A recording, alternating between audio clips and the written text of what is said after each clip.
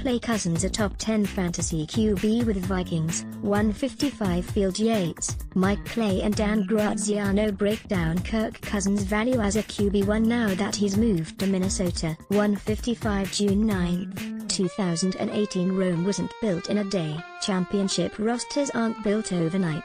Watson light years ahead of rookie season. Baker Mayfield may have to wait his turn. Pressure is on Leonard Fournette in year 2. Flacco playing like a fire has been lit. Smith-Schuster focusing on production. Carolina coaching in turn like Black Panther.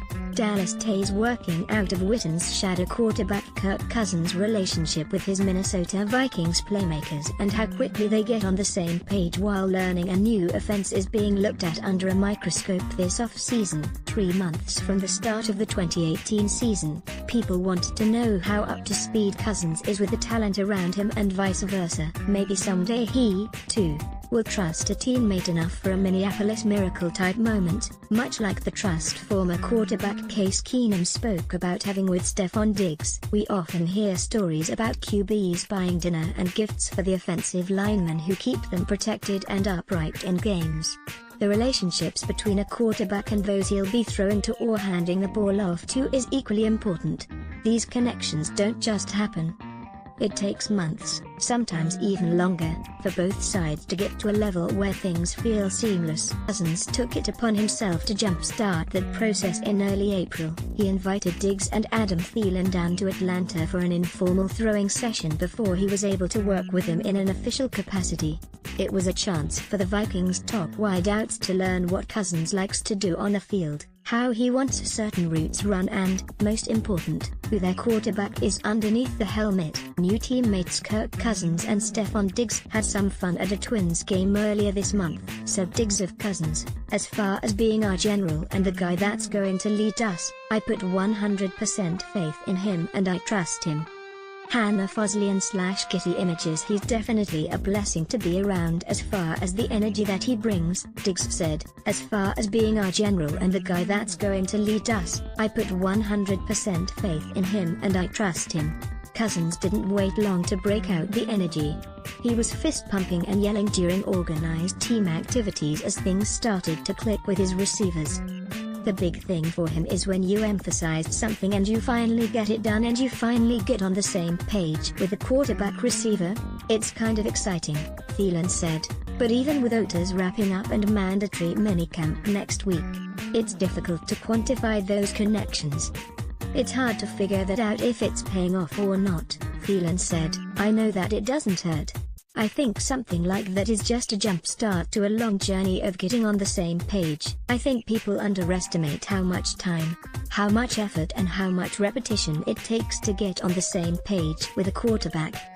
A handful of figures allow us to measure the success between a quarterback and his pass catchers. Stats like yards per target and passer rating when targeted illustrate the efficiency between the two sides. Vikings tight end Kyle Rudolph has 15 touchdowns in the red zone over the past 3 seasons. Only Jimmy Graham, 49, was targeted more in that span than Rudolph, 48, according to ESPN stats and information. Like other Vikings quarterbacks over the years, Cousins is starting to understand why Rudolph's targets are so high. Rudolph is a security blanket in the red zone, an area where Cousins struggled last season with an 80.4 QBR as he gets more work in with his no-1 tight end. Cousins realizes the benefit Rudolph yields. Mic'd up for practice last week, Cousins proclaimed throwing to Rudolph is like throwing into a mattress. He's definitely a blessing to be around as far as the energy that he brings, Stephon Diggs said of Kirk Cousins. AP photo/Jim Mona. Rudolph knows the foundation he's building with Cousins now is an ongoing process. It's never something that you get to the point where you're like, this is where we need to be, Rudolph said.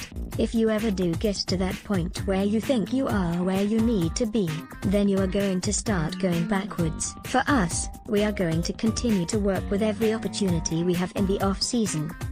These mutually beneficial relationships are in the beginning stages, although it hasn't taken Cousins long to command the respect and response from his offensive weapons. In just his first week back in team drills since tearing his ACL last October, Dalvin Cook is starting to get acclimated to Cousins and having 21 other players around him on the field. The time he's spent so far creating trust and understanding with Cousins is helping him establish a baseline with the player who is directly responsible for getting him the ball.